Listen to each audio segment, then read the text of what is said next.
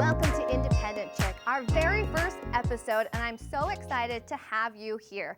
I'm Dana Foster, and how the program got started was I was living a life of dependency. I often say in my seminars that I am the poster child for dependency. So as I was sitting at my parents' kitchen table wondering what had gone wrong in my life, I realized that I needed to find more independence. And as I began my journey, I started speaking with other women that said that they wanted to find more independence in their lives as well. So in this show, we'll be talking about ways to find more independence in your lives, whether it's from changing a tire or finding more independence within your relationships. We'll be speaking to panelists. We'll be speaking to you as we hit the streets of Winnipeg, and we'll be getting real-life information from the experts in each topic. Thank you so much for joining us on our very first episode. We're now going to hit the streets of Osborne to find out, are you independent? I don't know, actually. I think we do a pretty good job right now. I think it's kind of our era right now where we're kind of in that mentality where we don't want to depend on men, so we're basically doing as good as we can right now, I think. Maybe if I like living alone or something, or I don't know. You're a high school student, you can't live alone.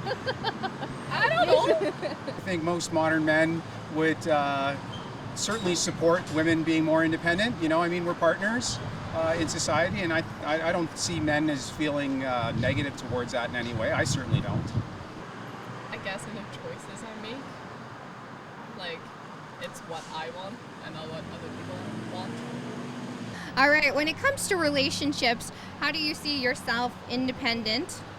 How do you see women more dependent in relationships?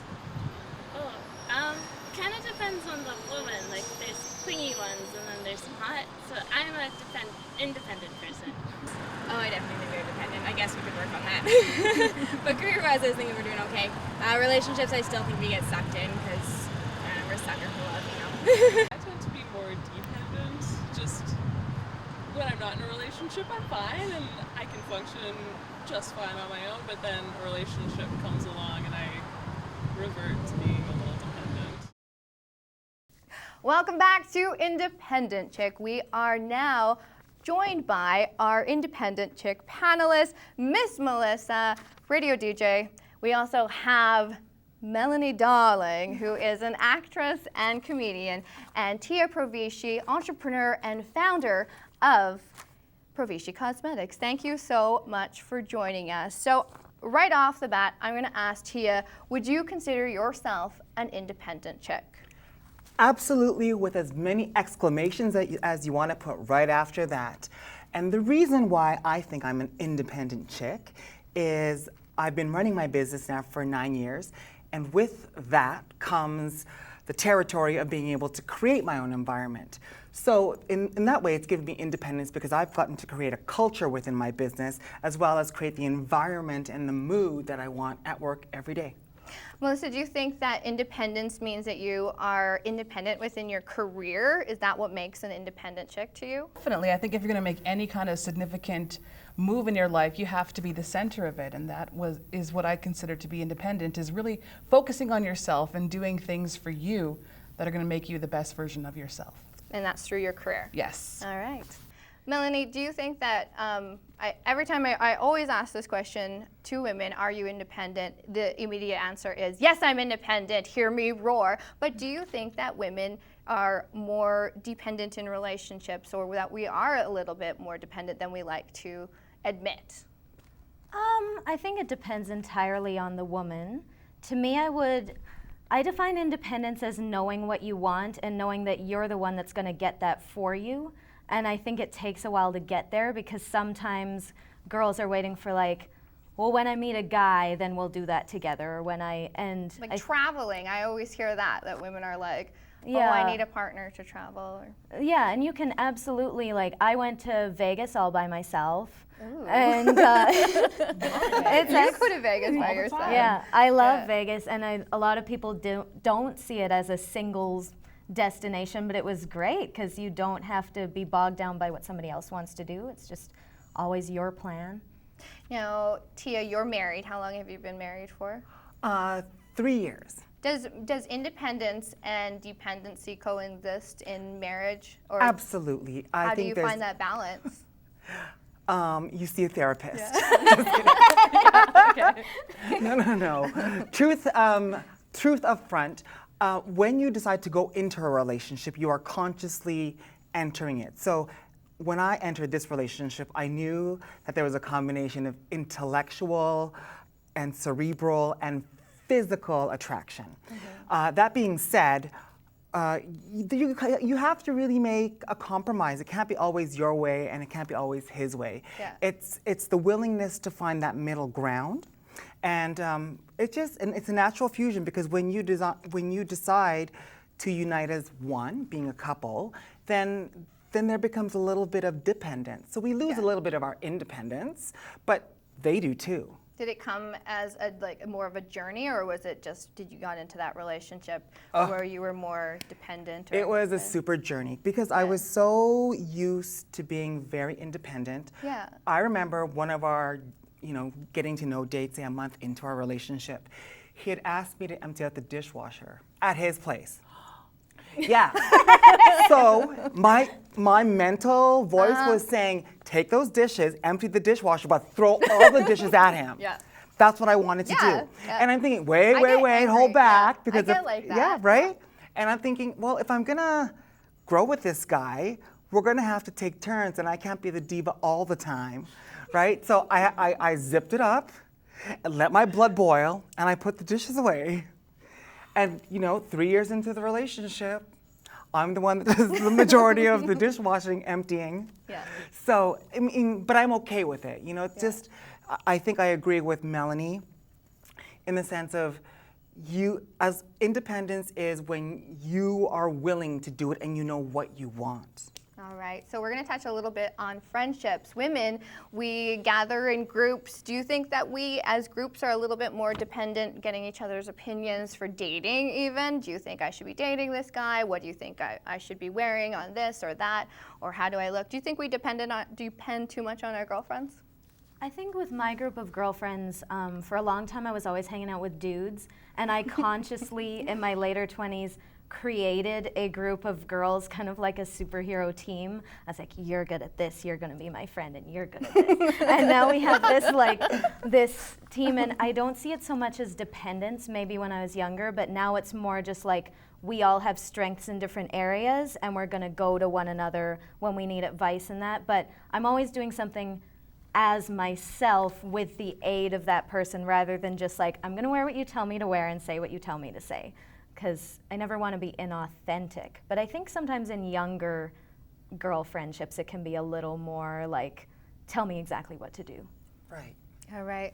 And Melissa, when it comes to family, you are really close with your mother. Do you think that you're dependent to your parents, your mother? I'm definitely really close with them. I don't know if I'd call it dependency. It's more like just a really strong support system that I've always had and always maintained. So that's what I would clarify that as being. Yeah. More independent, dependent. Yeah, exactly. They're a really good example of how to be independent. So. All right.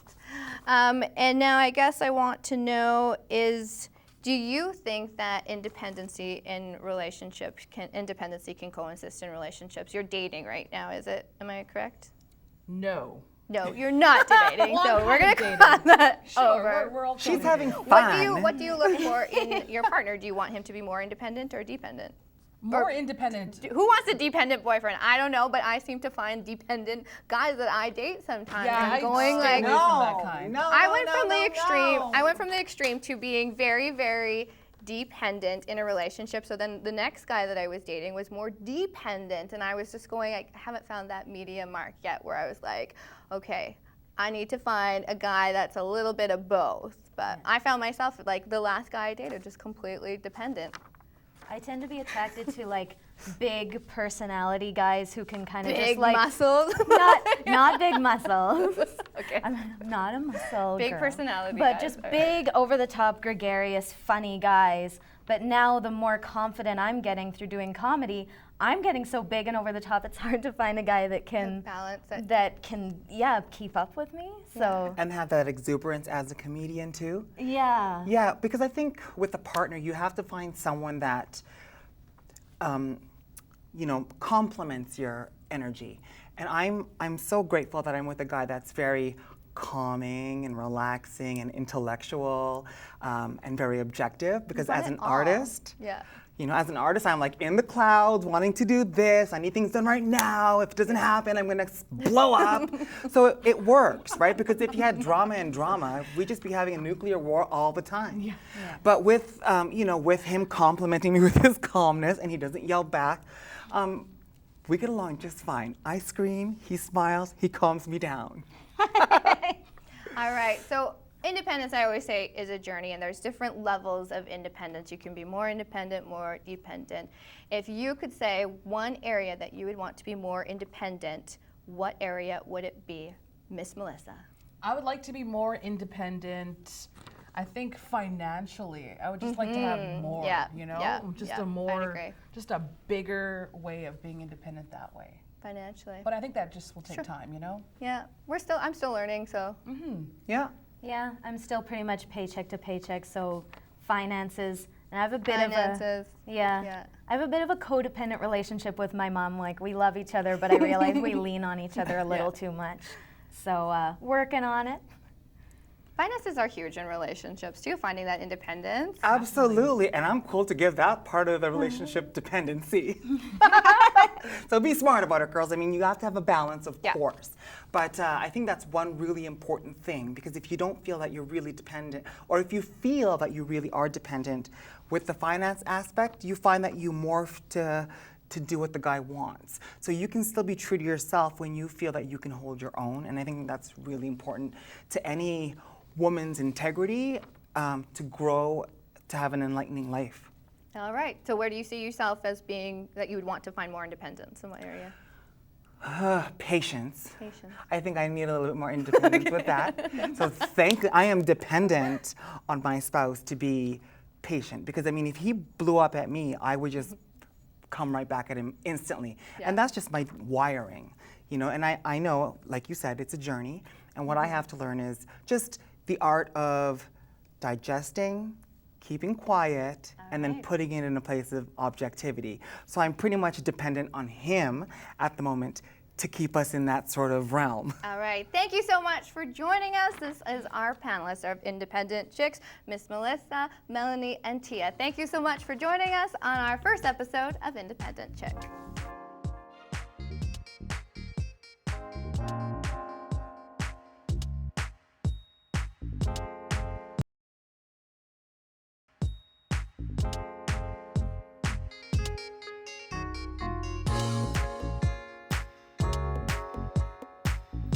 Welcome back to Independent Chick. We're now going to speak with APCMA winner Derek Miller. We're going to be talking about men, women, relationships, and independence.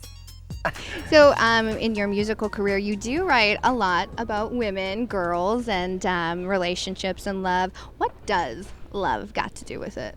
What does love got to do with it? Love's got everything to do with it. There's all the stories that we tell to each other is based in that thing, that unknown quantity that we're all searching for, to be accepted and unconditional, and to have a relationship with someone or more than one person even.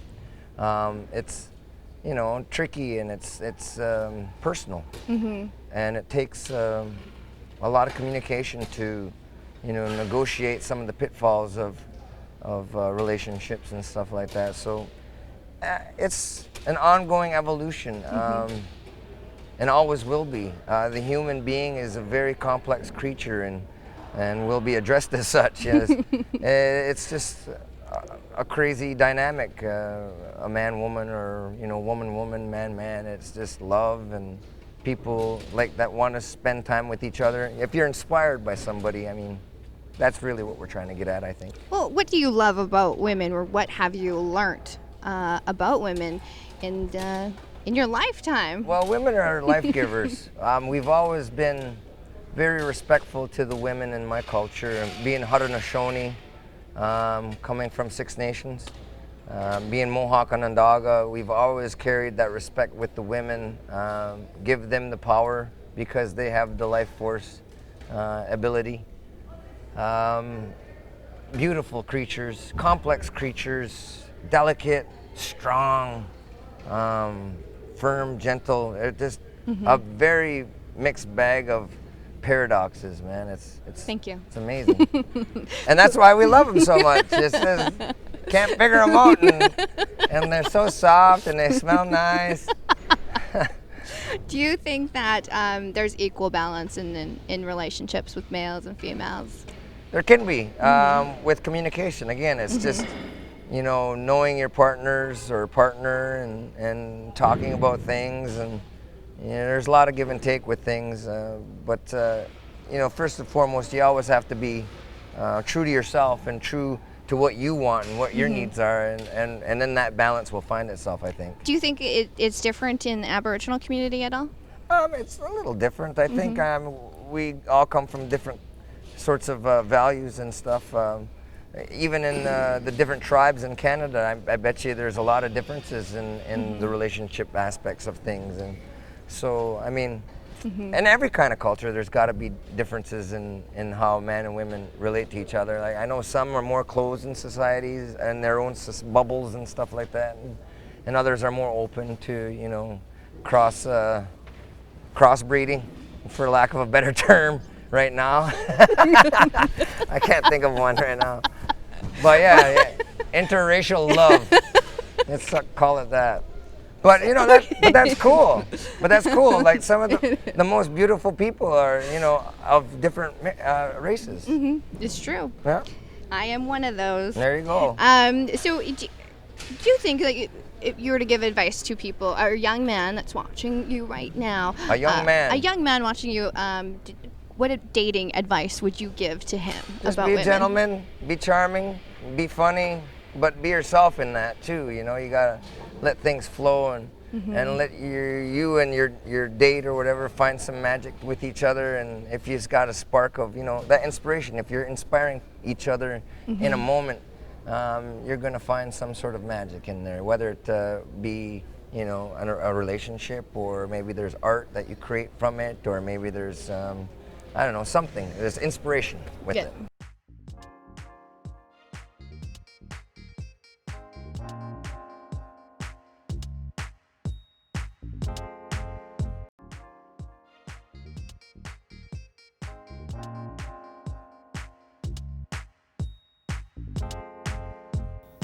Welcome back to Independent Chick. Joining us now is our relationships expert of Independent Chick, Carolyn Bergen of Bergen and Associates Counseling. Thank you so much for joining us. It's great to be here. So we're talking about independence and healthy dependency and unhealthy dependency. We're going to find out what is healthy dependency. What does that look like? Well, I think it's important to know that even as we're striving for independence, to recognize that we are hardwired for a relationship. Connection is why we're here. And so even as we're looking to develop independence, we do that in relationship with others. And we seek advice from other people. We look to help others and have others help us, that we're in relationship and that we enjoy other people, even as we're taking responsibility for our own lives.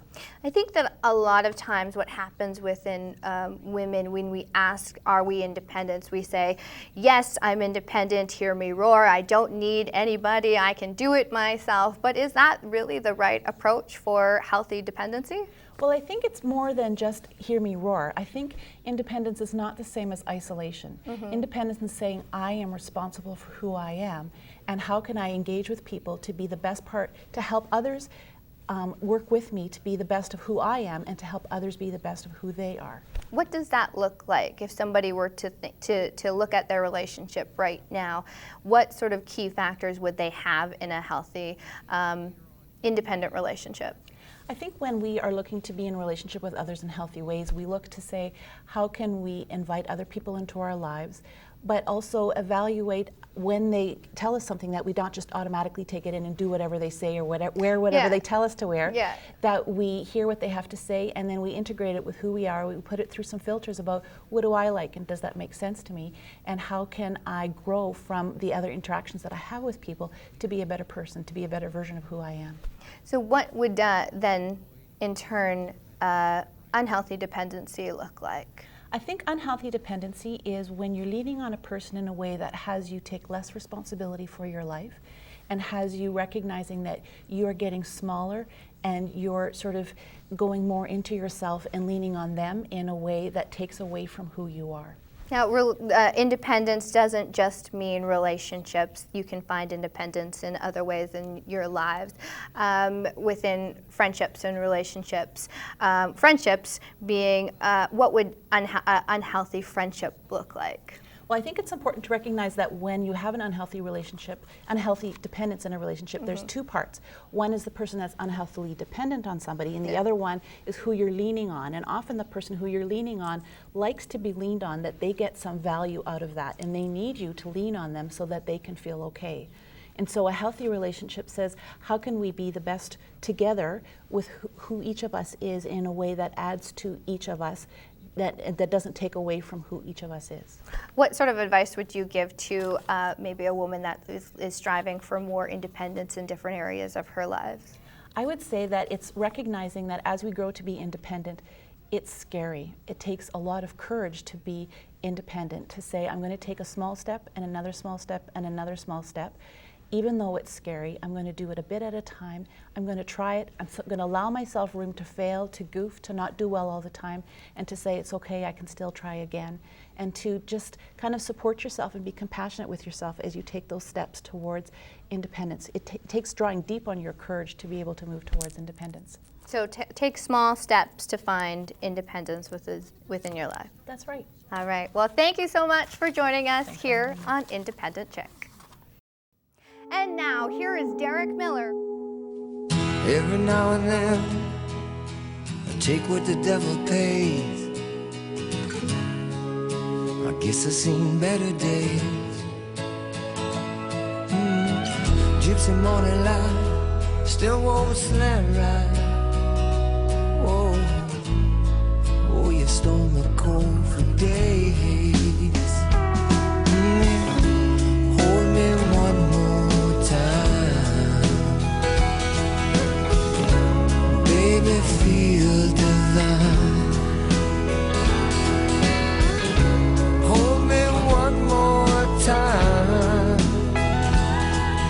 standing on the edge of devotion. Oh, you stole me cold for days. Heard a trumpet sound, and the sky began to weep. In the streets of San Francisco, nothing on my mind, oh, like a man out of time.